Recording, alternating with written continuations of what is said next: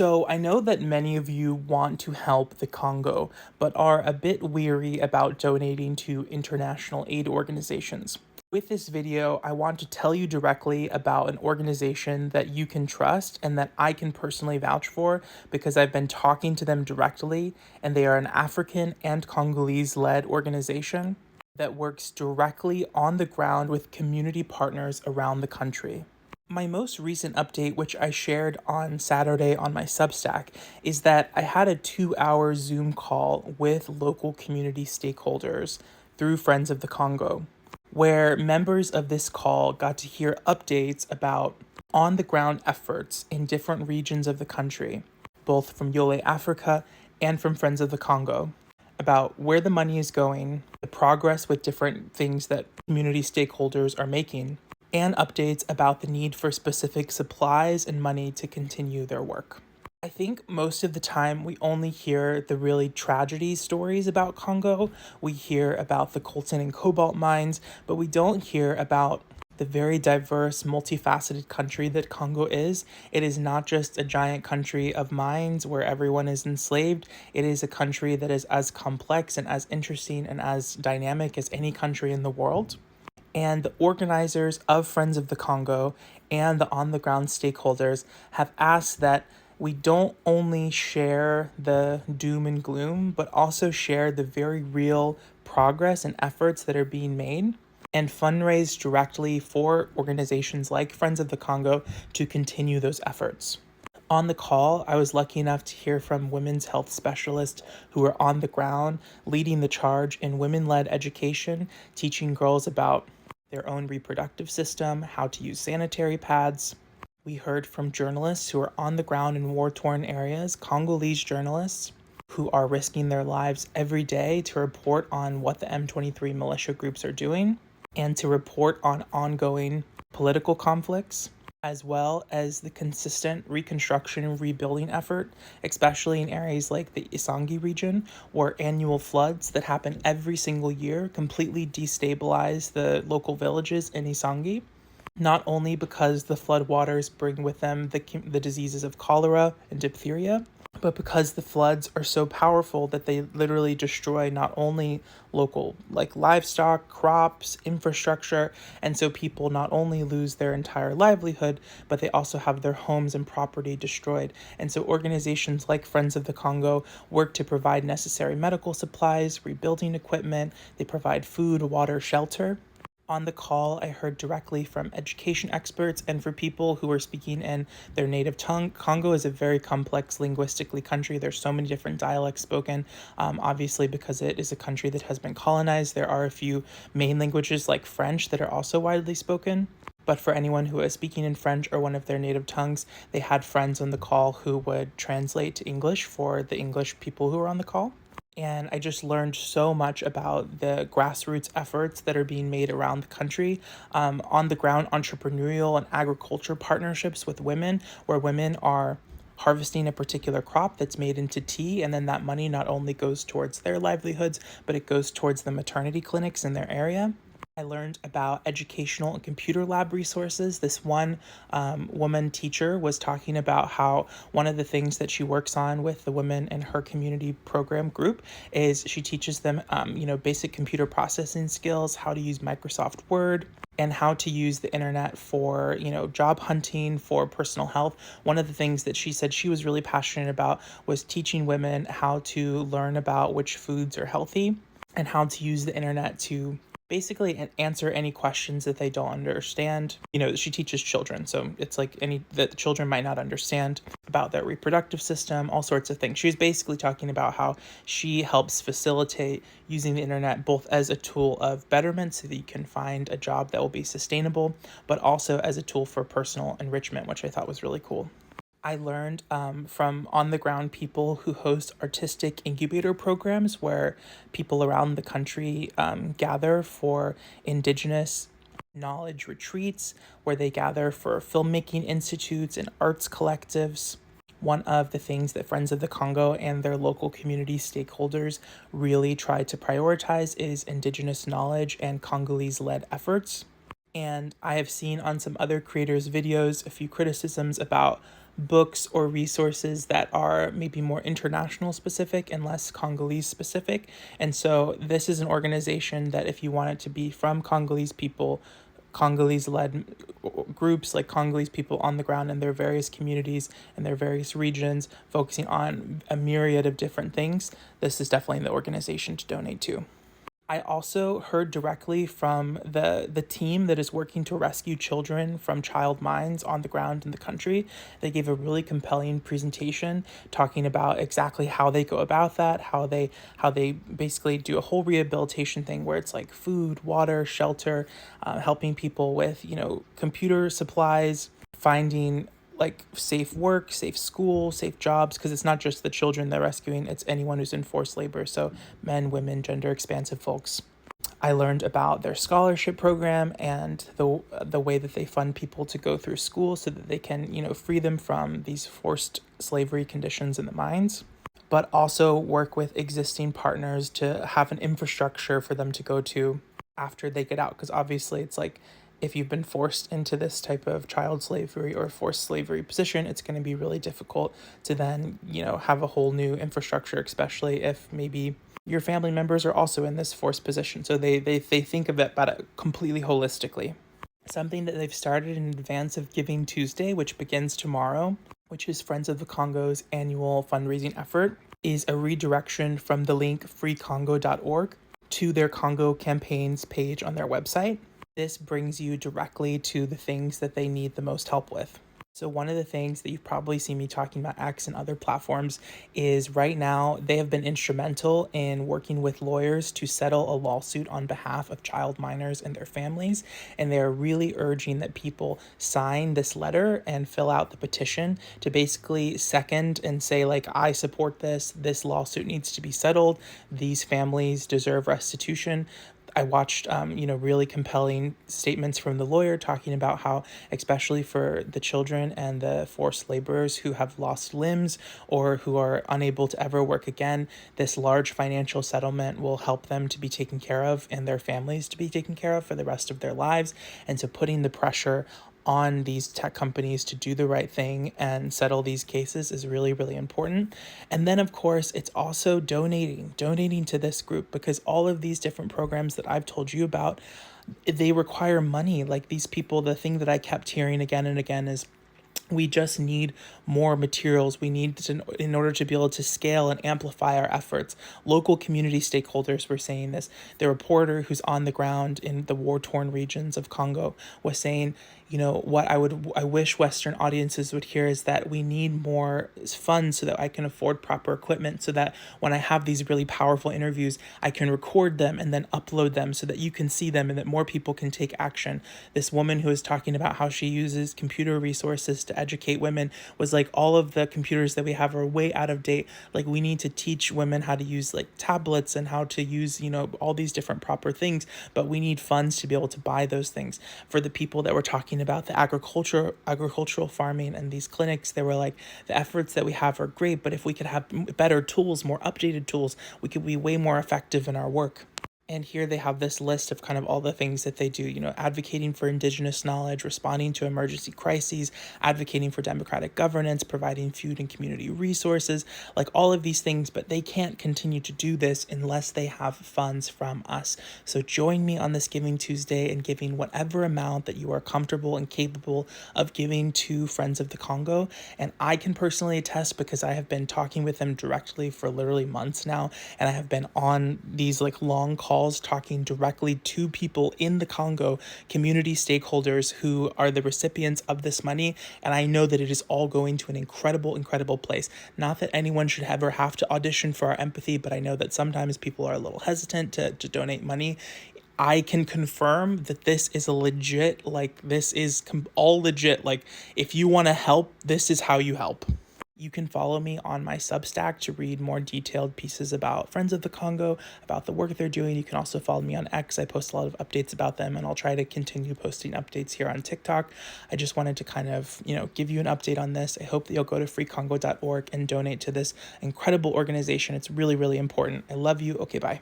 Y'all, like, please take this seriously. Activists in the Congo have been trying for years to get people to listen, and it's like breaking my heart because nobody's listening. These past few weeks, videos have been going viral talking about what's happening in the Congo. And yes, these videos are great. I even, with this thread on my own Twitter, you can see like hundreds and hundreds of thousands of people saw it. That's great. I directed people towards international aid organizations and Congolese aid organizations. It did a whole thread about the background. But there are Congolese organizations that have literally been trying and trying to get their voices heard, and it's just fucking criminal that they haven't. It's horrible. Like, there's this great organization called Crisis in the Congo. This is the name of the documentary film they made. They're an incredible organization, and they've been like tweeting actively for literally 10 years, and they only have this small amount of followers. Their tweets don't get any engagement, and they've been trying to get people to watch this documentary film that they made to understand the background of what has happened in the Congo. And the film is like available for free. Like, there's just, please amplify this. Please go follow them. Go retweet everything they've ever tweeted. Go watch this film. It is harrowing, and it is an excellent background into like what is going on in the Congo.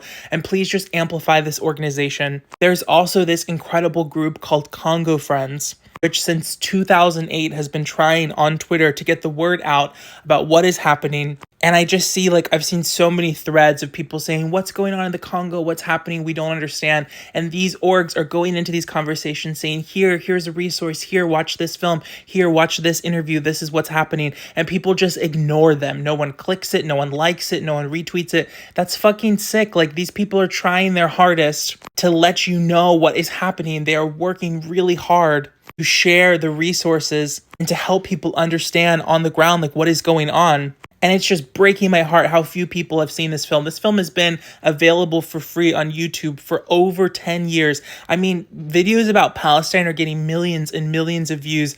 And this has been online for like 15 years and it's only cracked 400,000 views. That's crazy. Like, we need to boost this. We need to go watch this, tweet this, make videos about it, share it with your friends.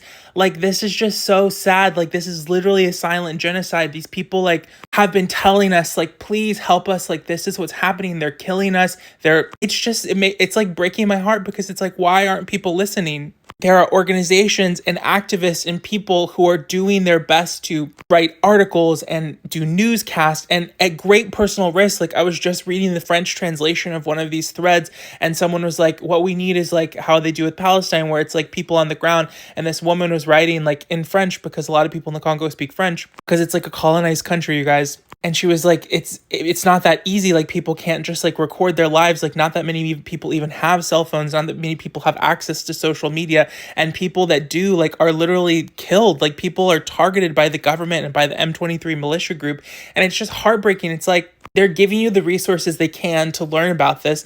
And why can't we just respect that, learn from what they're sharing, and advocate for them? It's literally these US, France, these Western powers and these huge tech companies that are just like torturing these people. And it's like blowing my mind, one, that so few people talk about it, so few people cover it in the media, but that we're not listening to the Congolese people themselves who are like trying it.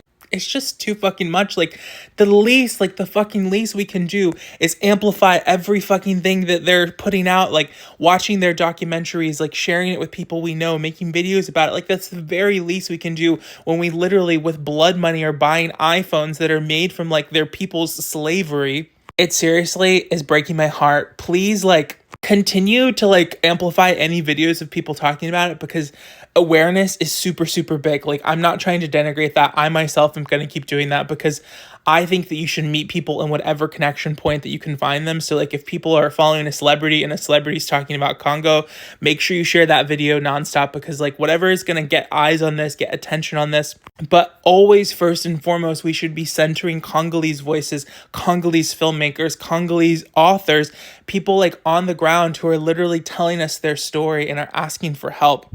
And it's so great how amazing you guys have been for Palestine, but it's just like, it's horrible, but like, that's not the only crisis happening in the world, and we have to hold more space for our heart for other crises going on around the world. Like, I haven't even talked about Sudan yet. Like, there's so much shit going on in this world. And, like, we have to, as free people, continue advocating for all of the people who are currently facing oppression, especially at the hands of, like, our own government. It's not like, oh my gosh, there's, like, obviously conflicts in every country around the world, but it's like, this is, like, our government that's doing this.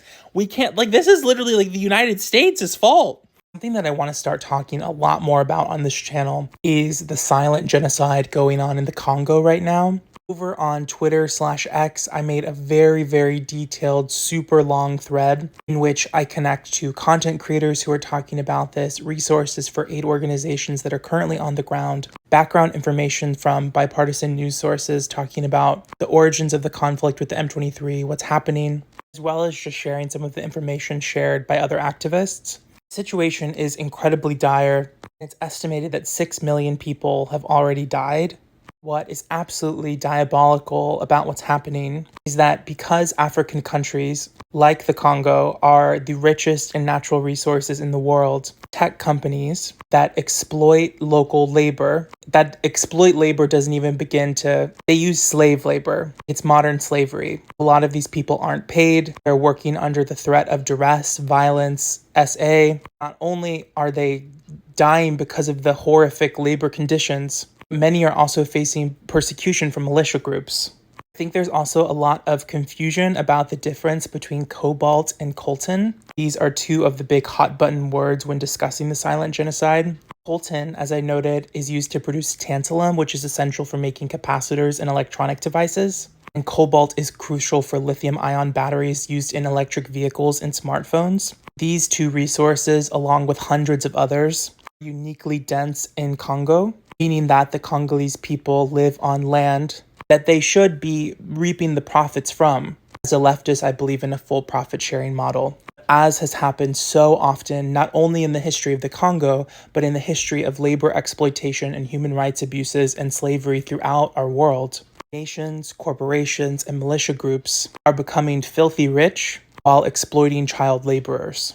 This isn't a new issue in the Congo or in countries around the world, but the conditions that the Congo has specifically faced in the past 30 to 50 years are becoming on par with the most violent chapters in this country's history, notably from Belgian occupation, colonization, and exploitation.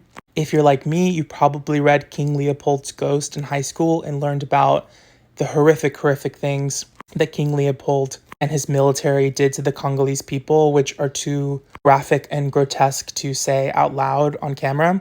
But as you can see, even in this article here, this is a massive human rights abuse that human rights lawyers, aid organizations, and people on the ground are working tirelessly to solve. Yet they are incredibly under-resourced, and they are up against the billion-dollar corporations. I shouldn't even say billion, because some of these companies are trillion-dollar corporations, and governments and militaries and militias that are prepared to go to any length to continue exploiting, murdering, SAing, colonizing, underpaying, and enslaving local labor.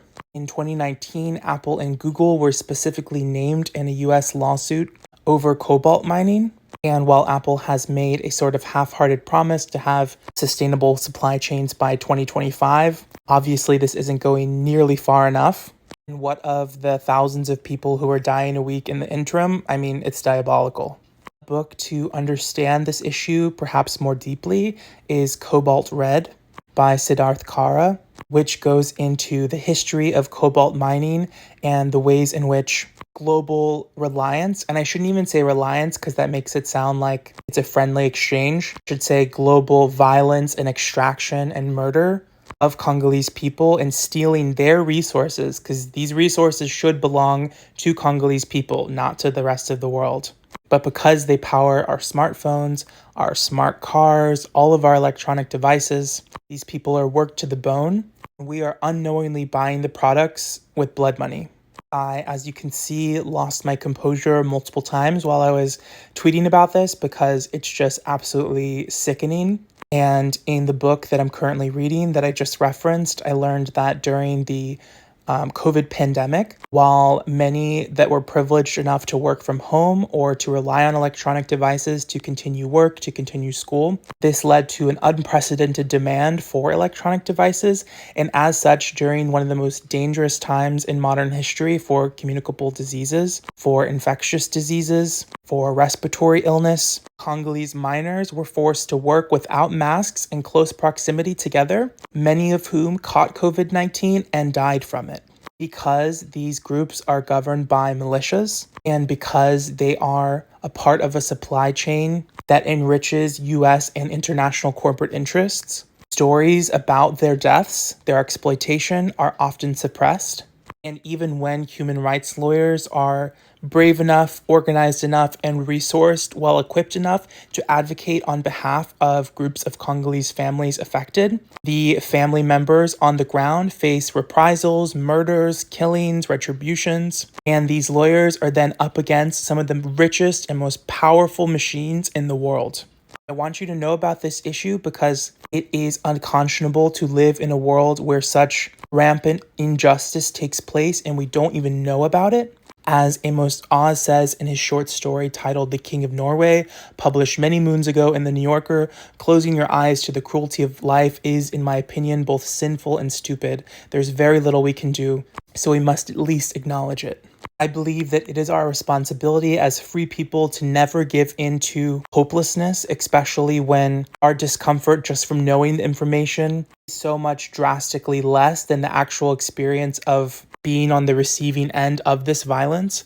And it is our job as free people of the world to organize, uplift, and amplify voices who are fighting back against this oppression. An organization that I think is doing a really good job is called the International Rescue Committee.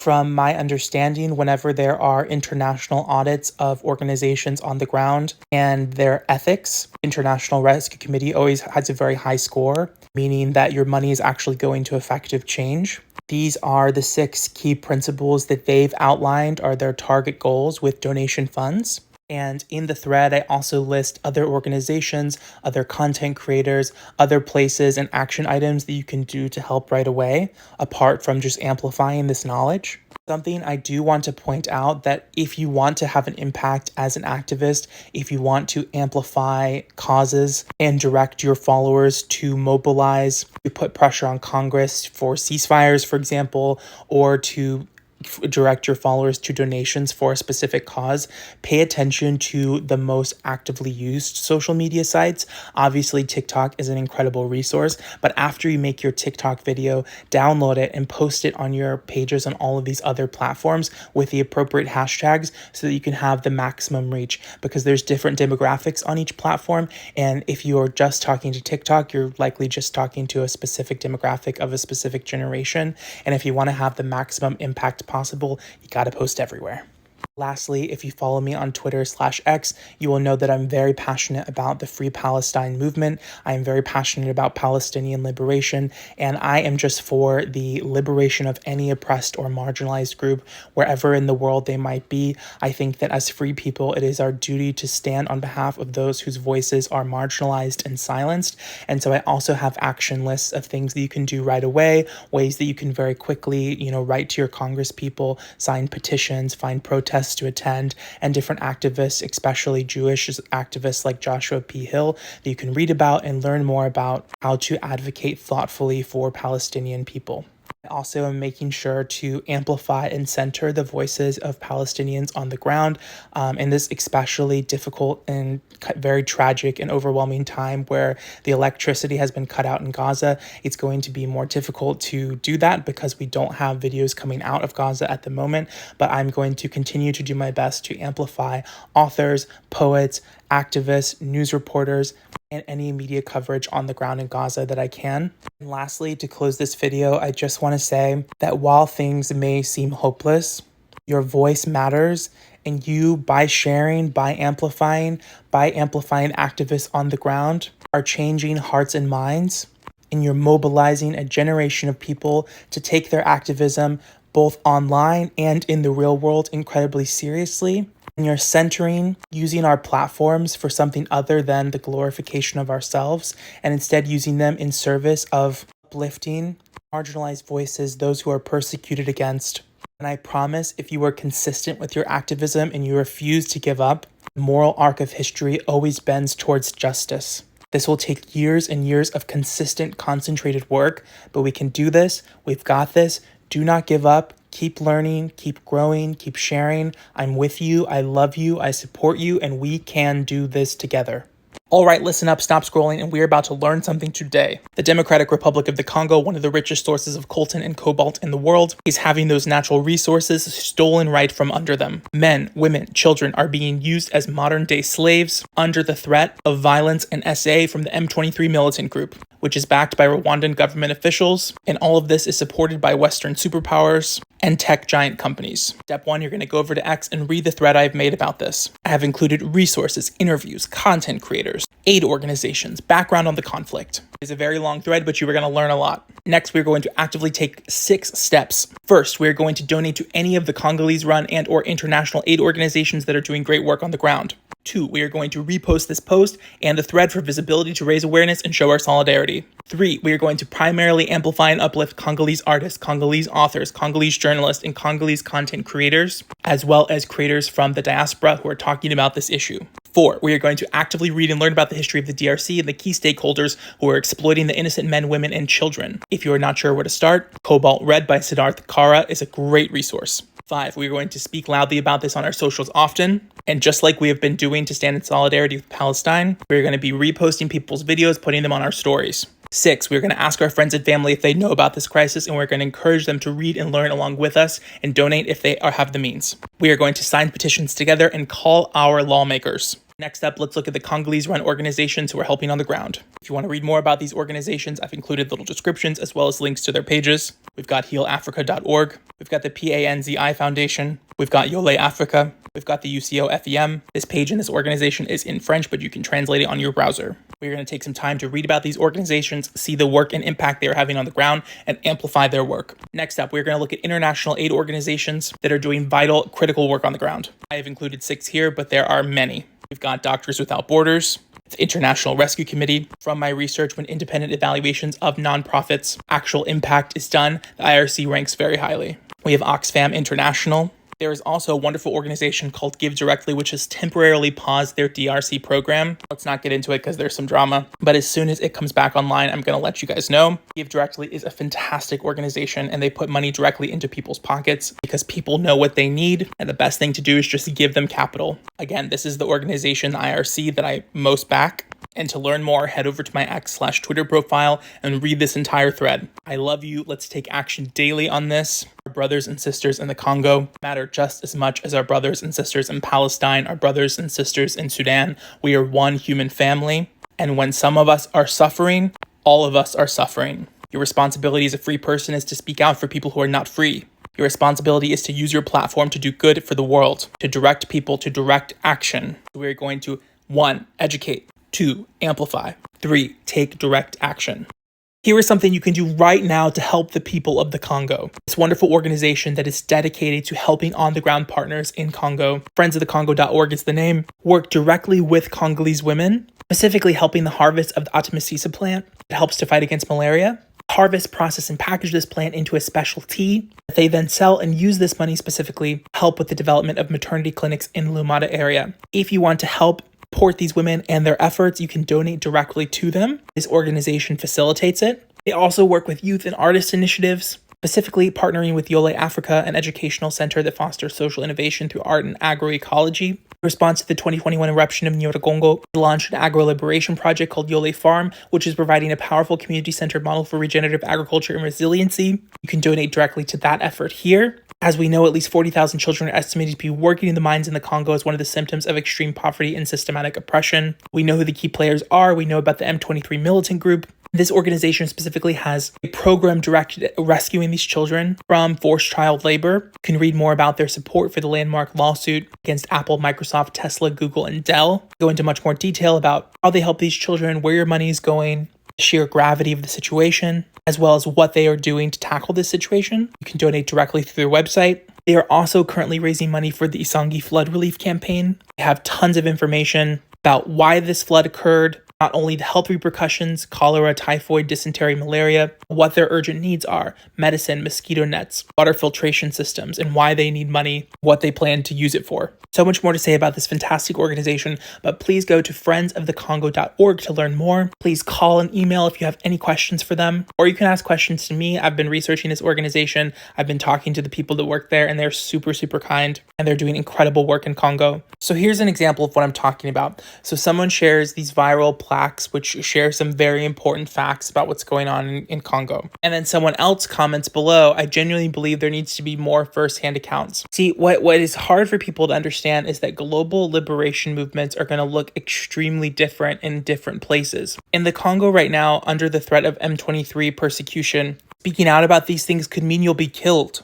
And this wonderful organization, Congo Friends, is very kind and they're like, this is a good place to start. It's going to give you important background. And the person's like, no, you misunderstand me. I want firsthand accounts like what they're doing in Palestine. But people don't understand that like the social media landscape, I believe the statistic is that 4.9% of the entire population of the Congo is even on social media. And just because a country's minerals and resources are extracted and mined to give us these fancy iPhones that we so greedily have, it doesn't mean that like everyone has access to that same degree of technology and that same degree of freedom when it comes to using social media apps. Obviously, the Congo is like every other place in the world in which there is technological access. But when you're living under constant government surveillance, you can't just like live tweet what's going on or like post videos about what's going on. Not to denigrate the incredible work of people who are doing those things.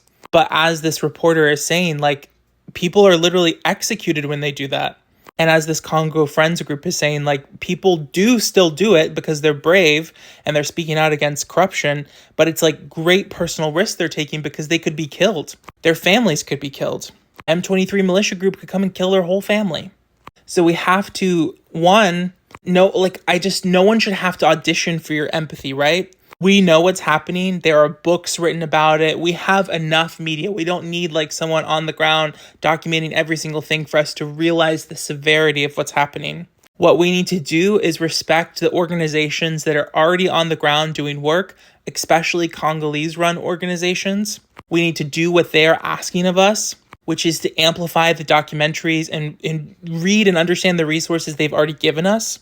And then we need to take direct action and make sure we're funding and amplifying the organizations that are on the ground trying to actively stop what is happening. But it's like it's not like an easy fix, right? Like this is systemic oppression from it's like hard to even say it. It's like from many different companies that are multi-trillion-dollar companies and many different governments that are multi-gajillion-dollar governments that have endless money at their disposal for endlessly propping up militia groups. It's not going to be, it's just not to even, I'm not trying to say that other global solidarity movements are easy. Like all of them are hard, but I'm just saying like this is a particularly difficult situation because like people can't just like whip out their iPhone at the mine and like film a video of like the horrific things happening. They'll get literally murdered. But I also just want to really drive home, I believe it was Adrienne Marie Brown who first said this, but like no one should have to audition for your empathy. Like we already know what's happening. I'm not meaning to like in any way put this person on blast. Like I'm sure they're a wonderful person and they're just like asking a question, but it's just like I see this type of question so often. And I think it's really important that we ask ourselves like, why do we need the like constant like stream of gore to believe that someone is worth our immediate action and attention? Like the images and information we already have should be so beyond enough for us to like mobilize into action. Like we don't need more proof. We don't need more grisly, horrible stories. Like we know, like there are literally books about this. There are literally documentaries about this. There are so many organizations working to solve this. It's like that should be enough. Like they shouldn't have to constantly audition for your support. And people have had the same criticism of our expectations of Palestinian people. Like the minute one Palestinian person was innocently murdered, that should have been enough. Like that's enough. Like you don't need to, I'm so glad that people are continually raising the alarm of everything that's happening. But the fact that we must be continually reminded that people are human beings and that they deserve our immediate love, care, and attention, like it shouldn't require that constant barrage is what I'm trying to say. Like they're human, like they're telling us they need help. Therefore we should help them. Like like, that's it. So I just watched this mini documentary called The Cost of Cobalt. It's produced by Al Jazeera, and it talks specifically about how in Katanga, the Katanga region of the Democratic Republic of Congo, DRC, basically because of the inhalation and constant contact with cobalt, coltan, and all of these different conflict minerals that humans aren't meant to inhale at any high capacity, it's leading to all kinds of birth defects, cancer, all sorts of long-term diseases. So not only are people being worked to death in the mines and being killed under, the oppression of different militant groups, all for the benefit of these, global but predominantly Western-centric tech companies, but they're being then infected with the toxic dust of having to mine these things by hand. We see this conversation also happening in Palestine, right? It's like it's not just the bomb as it drops that is the deadly part. Obviously, that is the most obviously deadly and horrific. But those clouds that are created, all of those metal particulates that people are breathing in the long term are going to cause cancer, birth defects, and all sorts of horrific things. The reason I wanted to bring your attention to this is because the framing that sometimes journalists, and I love Al Jazeera, but even Al Jazeera sometimes uses, it reminds me a lot of Noam Chomsky's Manufacturing Consent, in that they'll say coltan, like a necessary technological thing, or they'll say like cobalt, a necessary mineral for clean energy. In that framing, it absolves the stakeholders inflicting the harm. It absolves them of blame because it's saying, we have to do this. Like, this is what's required for phones. Like, this is what's required for your electric car. Just because a market exists in which people are willing to pay money that theoretically, yes, is better for the environment, I want to ask you, whose environment is it better for? Certainly not the people who are being worked to death in the mines. Certainly not their family members who are suffering from, think about the environment around those mines, the villages around those mines, the communities, the neighborhoods, all of those children who are going to be growing up with birth defects, who are going to be growing up with developmental defects because of the inhalants that are now in their toxic air. People whose siblings, mothers, fathers are crushed to death in those mine collapses, which happen super often. So ask yourself, whose environment is this for? Because it's just for the exploitation and benefit of the West. It's exploiting these workers and these people, stripping them of their lives and their dignity. In many parts of the country, forcing them at gunpoint to work. It's not just an economic scarcity thing. It's like there's literally militant groups propped up by Rwanda, propped up by France, the UK, the United States. But I reject this insidious framing that it's one of the horrific costs of doing business, because that frames it as something that's like an inevitable thing. It's not inevitable. These companies don't have to do this.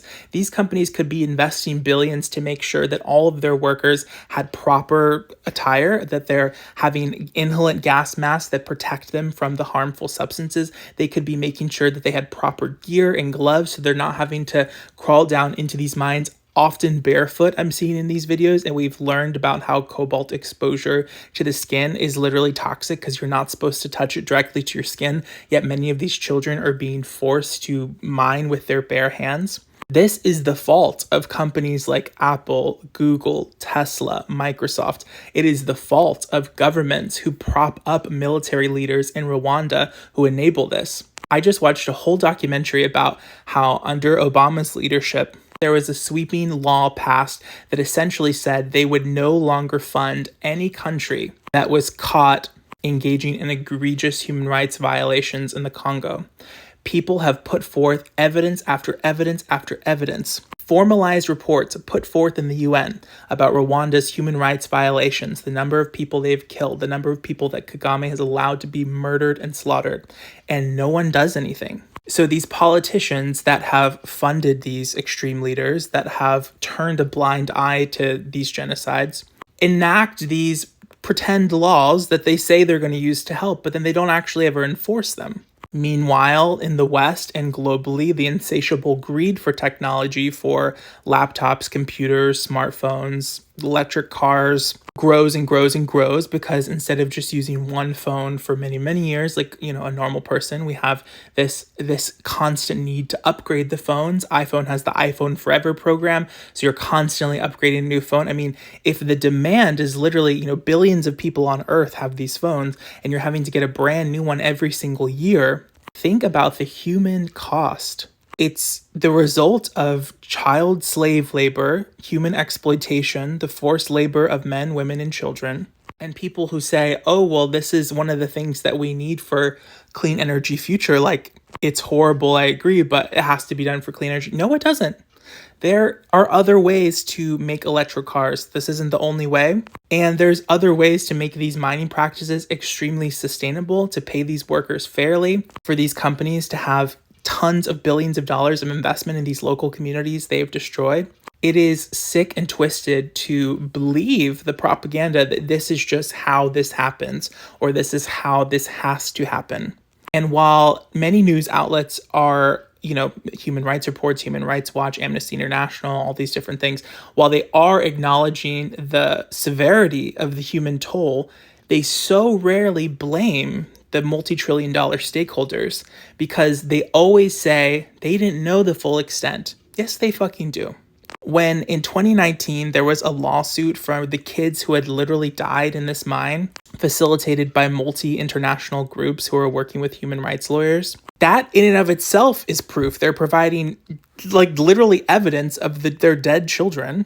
And so for Microsoft and Apple, I'm reading these statements that they give back where they say, we totally condemn child mining. We would never do that. It's like, it doesn't fucking matter if you condemn it, if you allow it to continue to happen, and then you continue to purchase from supply chains that literally end in the exploitation of children. Like, it's just lip service. They even said that they wanted to have the lawsuit thrown out because they felt that it had no basis in reality. That's a direct quote from Microsoft.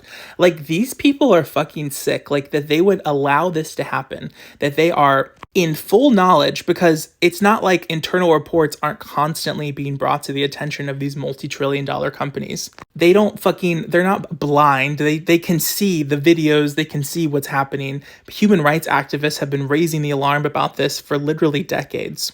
It's willful ignorance, and then it's scapegoating, because at the moment they're called out for their behavior, they just say, oh my gosh, we didn't know. We're going to really try to be sustainable and divest from harmful supply chains. So what we're going to do is we're just going to go exploit people in India now. Like, that's so fucked. Please, please, please.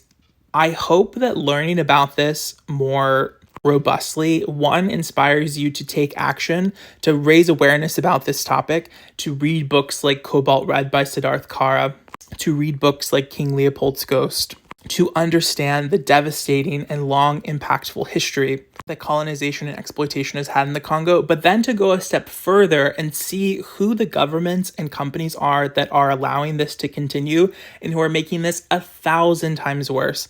And I mean, watch the Crisis in the Congo documentary that I've shared many times, in which it really lays out very clearly the Clintons' culpability in this, about how the United States very much propped up Kagame.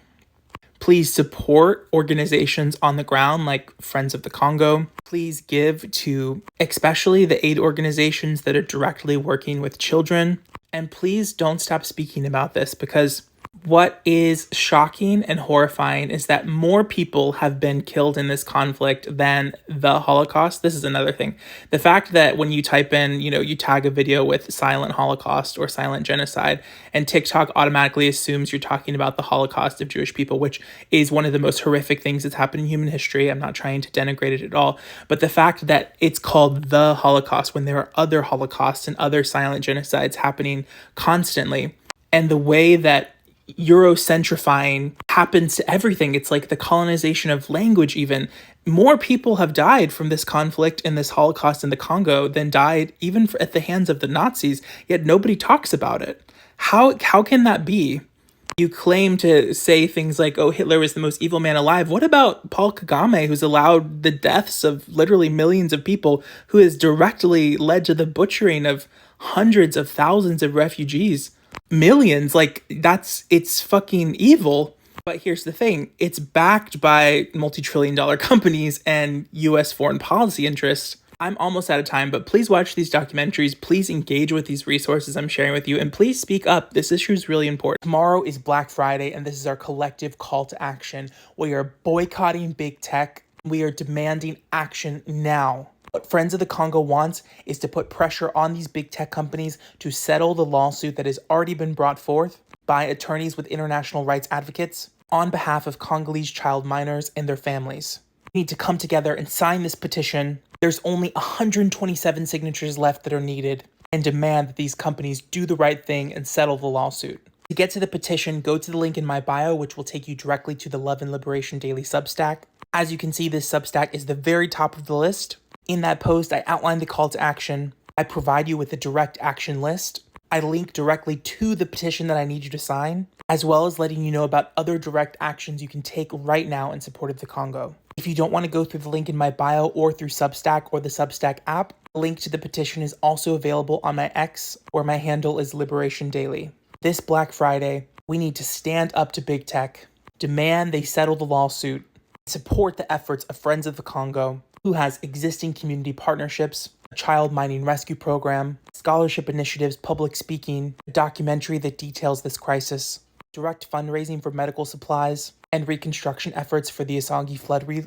relief campaign, and so much more. This is also in that Substack post. Please repost this, share this, donate directly, sign the petition, amplify Free Congo, and boycott big tech. It's not just that it's forced labor for the adults and forced child labor for the children. It's that they're forced to do this with no proper tools, bare hands, bare feet, direct skin contact with toxic chemicals and elements that are not supposed to touch human skin, filaments and inhalants that are coating the inside of their lungs, leading to cancer, leading to many types of diseases, autoimmune illnesses.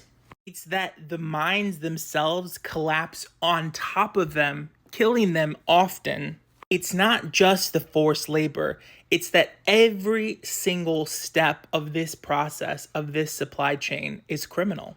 And the biggest offenders are Apple, Microsoft, Tesla, Intel, and Google. So what can you do?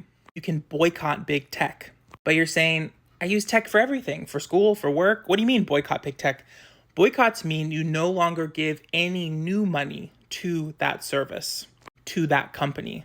You can use your existing phone, and when it comes time to replace it, you're going to go to a refurbish. You're going to just get your existing phone fixed, or buy one that is completely refurbished, and you're going to actively boycott any new tech. Boycott doesn't mean that you never use technology again in your life. That's not realistic. What it means is you no longer give your consumer money to the corporations who are doing this until they change.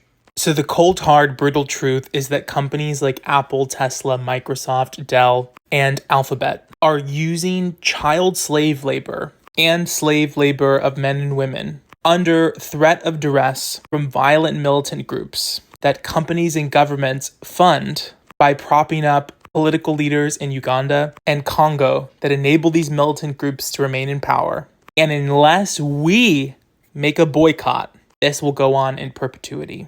I want you to say it with me. If we can boycott Starbucks and McDonald's for Palestine, we can also boycott Apple and Microsoft for Congo. If we can boycott Starbucks and McDonald's for Palestine, we can also boycott Apple and Microsoft for Congo. It's going to be really hard, but we have to do this.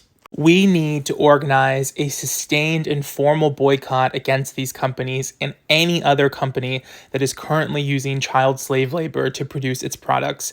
I'm working on a larger list of demands, but I would love help with this. I want us to collaborate as a global community and think about what it is that we should actually ask for, what is attainable, looking at past lawsuits, what's already been achieved. But here's what I'm thinking. 1, the boycott will continue unless they provide proof that they are now protecting their workers and paying them fair wages. I mean, that's the most basic thing. 2, I think that they need to publicly admit to the wrong they've done and publicly apologize and provide us, their customers, with proof and plans of how they're going to change going forward. And not these bullshit, we're going to be recyclable by 2025 or by 2030. But I'm talking complete transparency of the supply chain. 3, I think we need proof of direct investment into all of the communities in any country that they have devastated. And I'm talking billions of dollars in investment. Now, these companies are multi-trillion-dollar companies making profits of, at minimum, $90 to $100 billion per year. So $5 billion per country that they've devastated per community to literally create sustainable long-term jobs, to invest in the infrastructure, healthcare, and all of the incredible organizations already on the ground. Like, this is the bare minimum of what they can do. 4, I think they need to provide proof that they will protect and keep protecting activists, organizers, and health organizations on the ground who speak truth to power and like report on what's going on. Because right now, when people tell the truth of what's happening, they just get killed. 5, I think they need to provide proof of divestment from any radical political group or government that is actively propping up the M23 or any other militia or extremist group that is literally enslaving people and enacting mass violence and death upon a population. Please help me think of more. I'm like reading tons of different reports and things, trying to like think about what is like actionable demands. And I'm gonna like try to form like a formal proposal. I would love like your help with this. But my main proposition, and I think that what we as we all in some way are complicit, right? We buy phones, we buy computers, we buy MacBooks, iPhones, their TVs, their watches, all these things. And what we need to say is that we will not only not buy any more of your products, but we will actively encourage others to switch and boycott as well, along with our own personal boycott, until you satisfy these demands. And I think that a lot of people think like, oh, it's impossible. Like they just have a monopoly in the market. There are literally companies that provide completely ethically sourced phones. I mean, I took like, this was like 2 minutes of Googling and I found this incredible company called Fairphone that has like, they provide proof that they don't work with any forced or child or slave labor of any kind for any marginalized group of people, that all of it is fair sourcing, all of it is upcycling and recycling, and that they pay their workers fair wages in whatever country they collaborate with. And they have like all of the proof of their supply chains. Everything's like independently evaluated. And their whole mission is essentially to like bring tech products to the market that are really quality, that don't involve slave labor. We have to hold companies accountable because they're just going to continue to give bullshit excuses saying, oh my gosh, we totally right. They're going to be like, we're listening and learning, and we really want to start being more sustainable going forward. Like that bullshit Tim Cook commercial. No. We need proof. We need actionable proof. We need people on the ground saying, yeah, they're really like things are changed. Like they have been paying us more fairly. Here's our contracts. We need like active protection for people from violence. Like we need literal proof and like huge advancements. And we need to have a formal boycott and not buy any of their products until that happens. Not buy the new iPhone, not buy any of their computers, their Apple Watches, any of the Apple products, any of the Microsoft products. And we can literally find sustainable ways to get like recycled tech, to get tech that is like just as high quality, that is not actively like being created from child slave labor. Like it's so simple. Go to fairphone.com to learn more.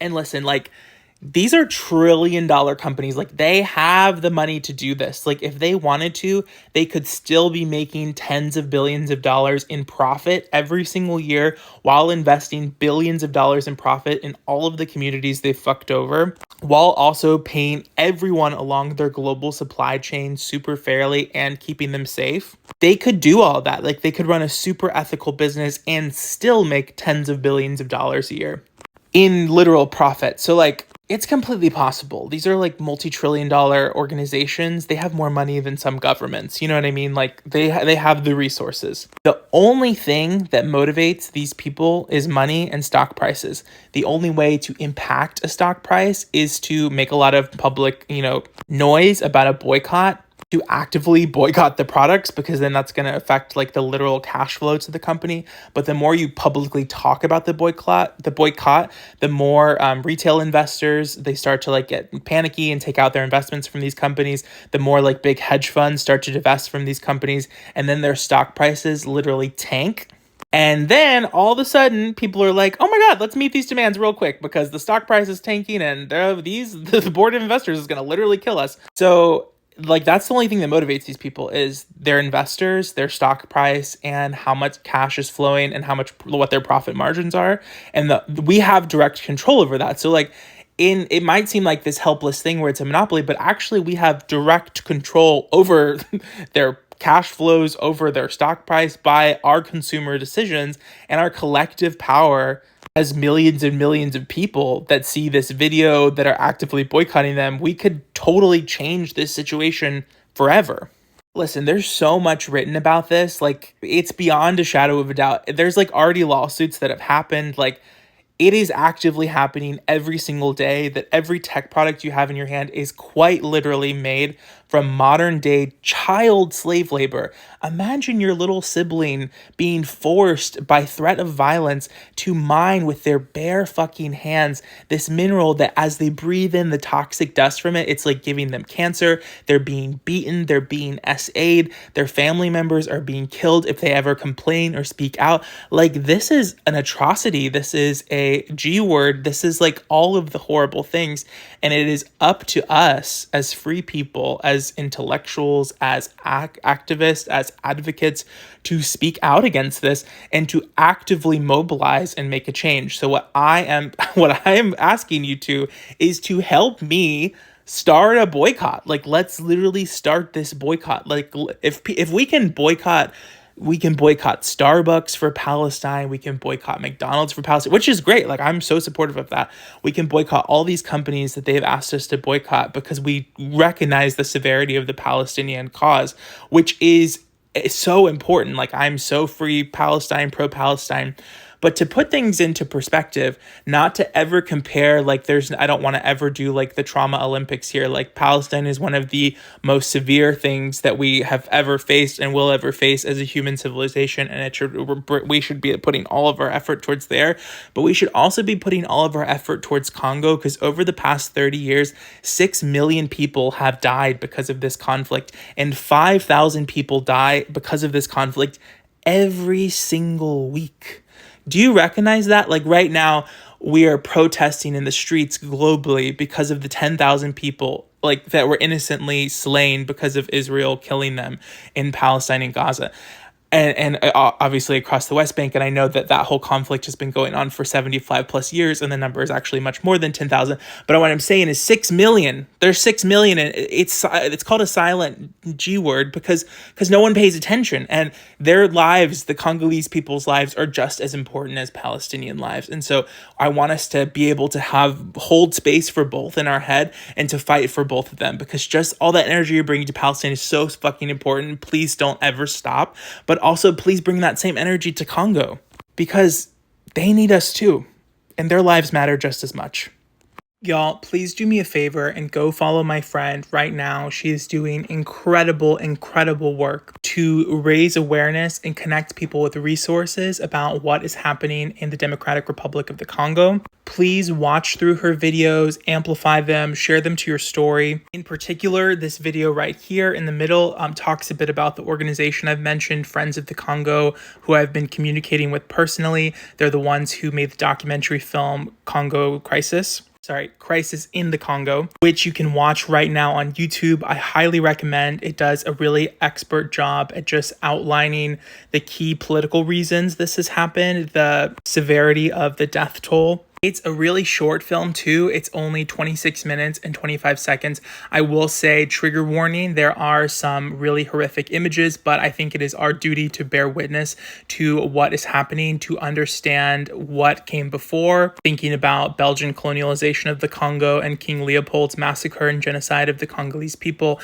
And I think it's really important for us to think about what organizations are currently doing incredible work, like Friends of the Congo, like really amplifying the resources that they have given us and that they have asked us to amplify. They've been trying to get the word out about this film for 12 years. It's an incredibly powerful and important film that lays out how Western powers are culpable in what has happened in the Congo. I consider myself to be a pretty well-read and pretty aware person, and I was even shocked by some of the things that I didn't know about namely the specific law that was passed to theoretically protect Congolese people by limiting aid and imposing sanctions upon any nation with documented human rights abuses, and the ways in which that law has not been upheld. The people in the film have shown repeatedly how they file formal motions with the UN documenting the genocide caused by the US, Rwanda, the M23 militant group, Kagame, and how the US has not acted, and how the international community has turned a blind eye to the suffering of those in the Congo. While likely a lot of the videos that you're seeing on your feed specifically focus on the mining of cobalt, coltan, or other conflict minerals that are causing Congolese people to be forced in situations of forced labor, slave labor, child labor, this film, I think, expands on those sort of viral videos, which are really important, but sort of gets at how the Congo arrived in this point, what happened in 1996, the times that Congo briefly had glimmers of hope with regards to self-determination, and how imperialist powers have actively backed violent militants and propped up extremist leaders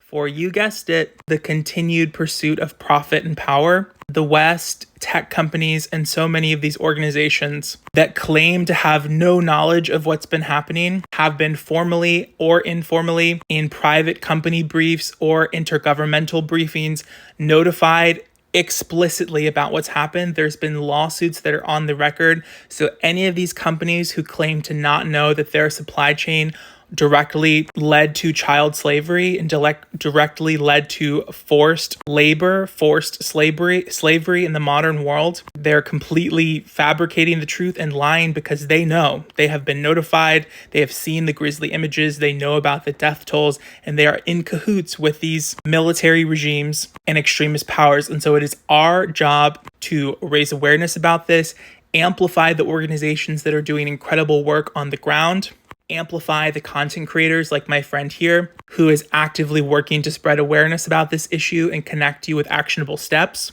And we are working on something that I'll hopefully be sharing with you next week. But please don't stop talking about this issue. Don't stop raising your voice for the Congo. When you see creators that are actively talking about the Congo, watch the video from start to finish, like and save the video, share it to your story, repost it, add it to playlists, download it, and send it to your friends. One of the biggest reasons that this is called a silent genocide is because, unlike other global conflicts, unlike other wars, there is a huge lack of media coverage when it comes to the exploitation of the Congo, largely because the governments that own the media apparatuses that deliver us the news and tell us about global inequity are the same people who own the supply chains that are exploiting child labor. So please go watch these videos. Please amplify them. Please support this creator. She is really wonderful, and I know that she's really committed to this issue. She and I have been talking. She's an awesome person. Please support her. Please support her work. Please support Friends of the Congo. And please, please, please watch this film. Watch this film. It only takes 26 minutes. If you don't have 26 minutes to give to the people in the Congo, I mean, come on, you have 26 minutes. Take the time out of your day to learn and support Friends of the Congo, which is an organization that has been tackling this issue for years and years and needs our help, not only to garner more attention for donations, but to amplify the resources they've provided us. This documentary is just one small aspect of the resources they have provided. They were directly involved with the organizations that had a successful lawsuit against these huge multi-trillion-dollar companies for the children who died in these mines. Like, this is an organization that has been doing stellar work, and we need to support these existing change makers who have really strong partnerships in communities across the DRC. And it's important when you come into any movement that you don't try to center yourself, but instead you amplify the people who are already doing the work. And so Friends of the Congo is a great example of someone who's been doing the work. You can go read about them. You can read about their board. You can read about why they founded this organization. You can read about their good works on all of the different independent ratings agencies that let you know about how successful a nonprofit or charity organization is. This organization is always ranked very highly. They have a lot of transparency. transparency. They have a lot of impact on the ground. You can read all about it, and please watch the videos where I've talked about them, share those videos. I feel really passionately about this organization specifically because I've been speaking with them. I know that these are good people who are genuinely invested in this cause, and they need people like us, people who are good at social media, people who are good at getting videos to go viral. They need people like us to amplify the amazing work they've already done and the resources they've created. They've made available countless academic reports, countless essays, countless news articles, countless translations, countless mini documentaries educating people about specific topics. I mean, this organization has really gone above and beyond, and so it's up to us to utilize the resources they've shared and amplify them.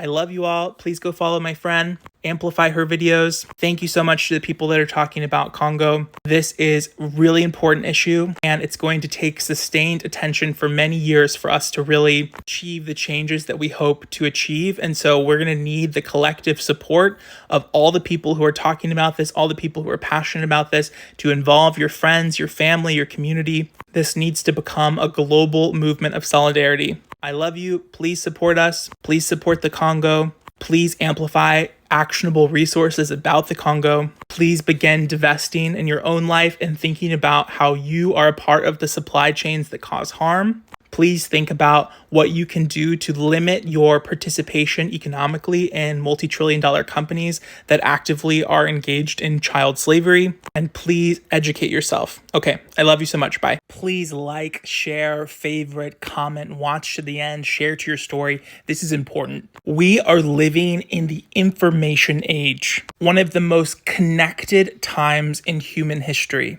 There is absolutely no excuse if you are in a position of power, privilege, safety, and comfort to not seek out resources and understand what is happening in the world. And for those who say, I don't know what to say, it's too complex, I don't know enough about it, there are books. There are books about every subject, including the ones the mainstream media doesn't talk about, including the genocides and the wars that don't receive mainstream media coverage. There are books, there are articles, there are firsthand accounts, there are content creators. It is your responsibility as a free person, as a person who has power, privilege, comforts, economic, social freedom, to learn about, amplify, and try to free and advocate on behalf of others. As Toni Morrison once wisely said, this isn't a grab bag candy game. When you get these wonderful jobs, when you get all of this power and privilege, it is your job to reach back and lift someone else up. If you're watching this from an iPhone, if you're watching this from the safety of your home, if you're watching this with blankets and pillows and you're all cozied up in your bed, you have the safety, freedom, and privilege that the people of Congo do not have. Please read this book. Try to understand how these huge companies and governments have exploited, killed, and brutalized millions of people so that you can have the freedoms that you do. And ask yourself, what are you going to do with that freedom? Are you just going to accept the horrors of the world, or are you going to try to change something? Are you going to try to learn and advocate for change? There are organizations, humanitarian resources, nonprofits, tons of activists who are trying desperately to get their voices heard and to help the millions of people in the Congo who are being brutalized. And if you have freedom, if you have safety, why not use your voice to uplift those who don't? This is a great background book to just learn about more of the history of what's happened, not only with King Leopold and the past genocides of Congo, but this iteration of the current conflict, cobalt and coltan mining, and how it has literally enslaved children, men, women who are brutalized, beaten, and under the constant threat of M23 militia groups. But more than that, the people of Congo, whose resources other governments steal so that we can have iPhones and social media and all of these things, they don't actually have as much access to these same devices and social media themselves. They don't have the privilege that we do, the time, the energy to be able to share their stories, because only 4.9% of the total population even has social media. The Congo is a rich, wonderful, amazing country filled with joy, laughter, complexity, culture, art, amazing, beautiful, wonderful people. And even despite all of the odds, despite everything that's against them, there are so many incredible creators, artists, artisans, storytellers, despite trauma, war, conflict. I mean, this is a country of resilient, incredible people. The very least we can do is amplify those voices, amplify the activists, amplify the Congolese content creators. Not only talk about the war, the devastation, the trauma, but also amplify the joy. Amplify the beautiful voices of the Congo who are bearing witness to their history. Amplify the voices of the Congo who are bearing witness to their history and who are more than just what has happened to them. It is truly our responsibility to learn about this because we are all profiting from their labor. If you're watching this on a phone, that phone was made with minerals that were stolen from the Congolese people. You are watching these TikToks, you are watching these videos on a phone, on apps that were literally made with the blood, exploitation, sweat, and tears of people millions of miles away in the Congo. And that is wrong. It is wrong that they don't get to have the riches that are on their land. It's wrong that this was stolen from them. It's wrong that they are under constant threat of violence. It's wrong that they're being constantly exploited. So we have a dual mission here. One, to learn about what has happened to them, what is still happening to them, to advocate for all of the groups on the ground who are doing great work to help. And then two, to celebrate the Congolese content creators, artists, amazing people who are sharing their art, sharing their wisdom, sharing their culture, sharing their passion, sharing their joy, because any people is more than the trauma that has happened to them. So we have this dual purpose as free people to bear witness to their trauma, to their pain, to their struggle, but also to their beauty, to their grace, to their intelligence, to their grit, to their art, to their creativity. And because we as Westerners are benefiting from this slave labor, it's not only the least we can do, it's what we must do. We didn't have a choice with what these governments did. We weren't there on the ground doing the horrible things to them, but we bought the products that horrible violence enabled. And because of that, we have to live with the guilt of knowing that our power and privileges is because of the exploitation and detriment of people in the Congo. That's wrong. That's wrong that we should get to have these safe, wonderful, beautiful, happy lives, and they should be under the constant threat of violence from military groups, from US governments, from France, from Rwanda, that they should have to constantly fear for their lives and work themselves to death. That's wrong. They shouldn't be able to speak out against what they're facing because they might get fired from the only job they have access to. That is wrong. So it is our job to fight for their joy and fight against their oppression, to amplify their joy, to amplify beauty and intelligence and grit and artistry and creativity, to amplify all of the good things, but also to bear witness to the horrible pain and suffering and to fight against that. We have this dual purpose and we must continue to enact it. I will continue to talk about this forever. And I hope that you will too, because this is a global issue and it's complicated and it's not going to be solved right away. And it's not something that a hashtag or a video is going to fix. I have shared lots of resources on all of my platforms from the Congolese aid organizations, the Congolese organizations that are working with sexual assault victims, so many different things that are trying to help and trying to do good. But it's complicated. It is systemic. It's like you're trying to undo a systemic global oppressive power force that is coming from these multi-trillion-dollar companies, and that is going to require sustained effort. This isn't going to be a just today thing, a just this week, a just this year. This is going to be years and years of day in and day out effort. And one of the first things we can do is just bear witness, understand, read about. This book is an incredible resource. It's an incredible resource. It's long and it's dense, but it's going to teach you what you need to know. And then with that information, you can go to those activist groups. You can give money. You can give time. You can lobby your lawmakers. You can write letters. You can raise funds. You can start drives of aid to actually make a difference on the ground. And this has got to be a And this has got to be a sustainable thing, not something that as soon as, people stop making videos about it, we just stop caring. No, no, no. This has got to be a thing that day in and day out for the rest of our lives, likely, that we have to amplify and encourage, because this is more important. This is just more important than whatever other little things we've got going on.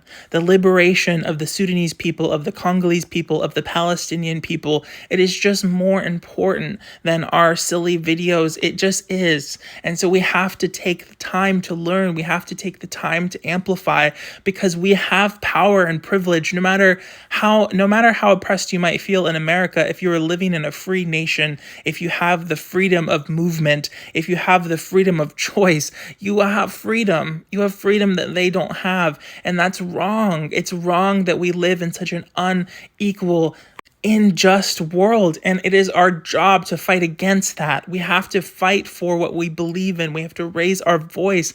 I know it's uncomfortable. I know it's exhausting, but we have to do it. There's just no choice.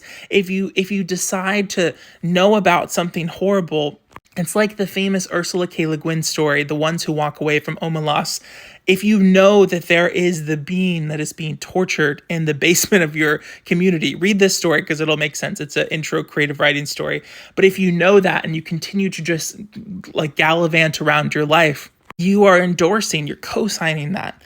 But you can walk away from Omelas. You can walk away from this construct. You can fight for what's right. You can fight for the people who are being persecuted. So please, please do that. Start by reading this book. It's a simple first step. Hello, my friends. I'm here today to humbly ask that you please follow Pappy Orion. Things on the ground in the Congo are severe.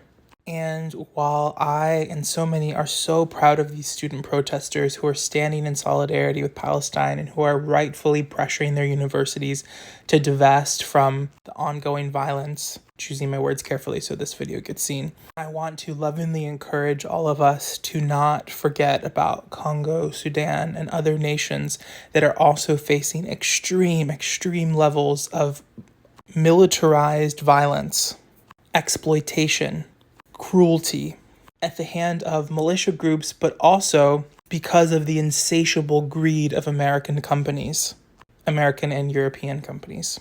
So my ask of you in this video is to please follow Pappy Orion.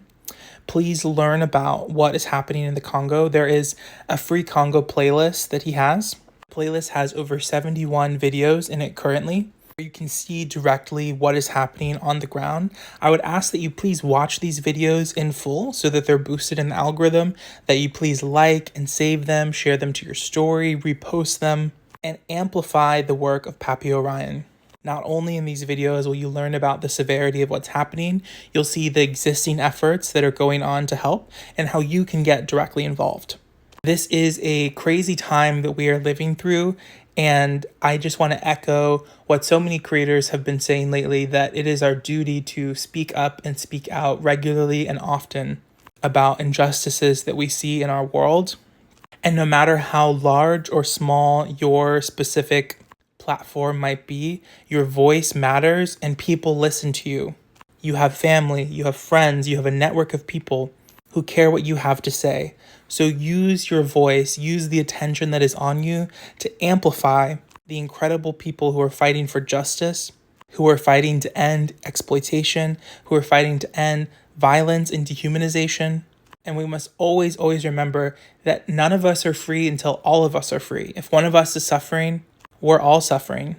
I don't know about you, but I can't sleep at night knowing that militia groups are killing kids and that ongoing wars are being fought to extract the resources from a country and steal their wealth just so that people around the world can have their gadgets.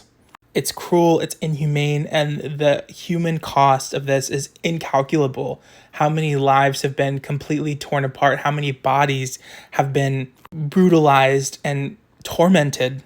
The trauma that people will have to face, the generational trauma that will live on. There's just so much cruelty in this. And what is remarkable, especially about the videos I've seen out of Congo, is how even amidst all of this just cruelty and unkindness and chaos that these militia groups and these companies are imposing on Congolese people, they still find reasons to smile, to dance, to laugh, to find joy.